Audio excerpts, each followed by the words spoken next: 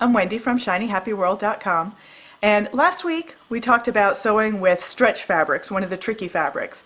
This week we're going to take on another tricky fabric, a napped fabric. I'm going to show you some tricks on sewing with velvet.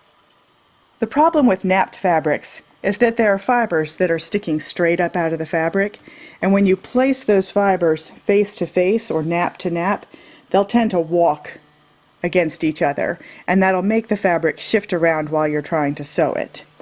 It happens with velvet and also with corduroy. Not quite as bad with corduroy, but especially bad with velvet.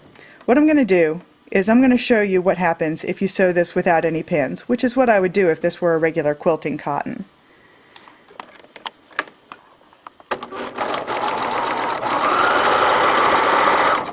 It's already starting to shift over on me, so I'm going to try resetting it.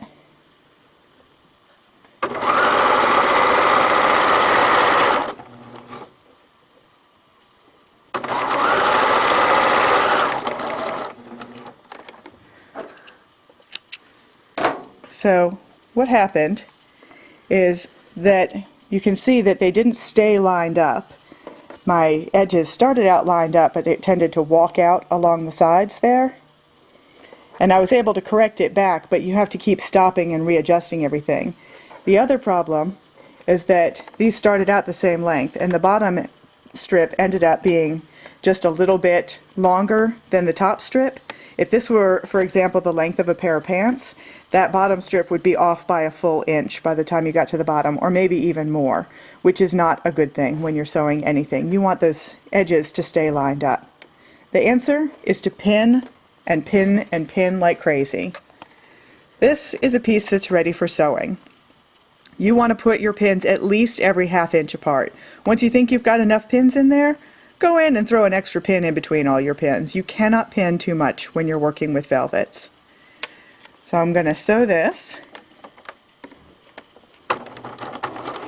and I stop at every pin because when I sew over pins I break the needle on my machine, and that's irritating.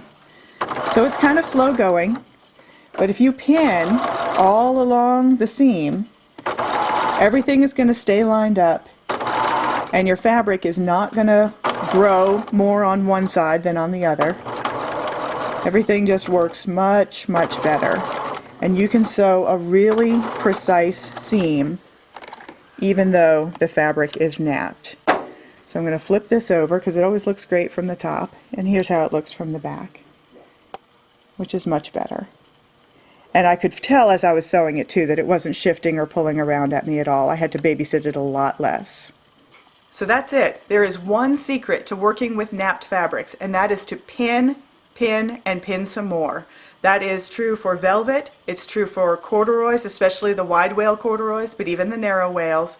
Any kind of upholstery fabric that's got a nap to it, any kind of chenille, any kind of fake fur, anything that has, that you can, when you brush across it, you can feel that it feels right in one direction and wrong in the other direction. That's a napped fabric, and that is a fabric that you want to pin like crazy.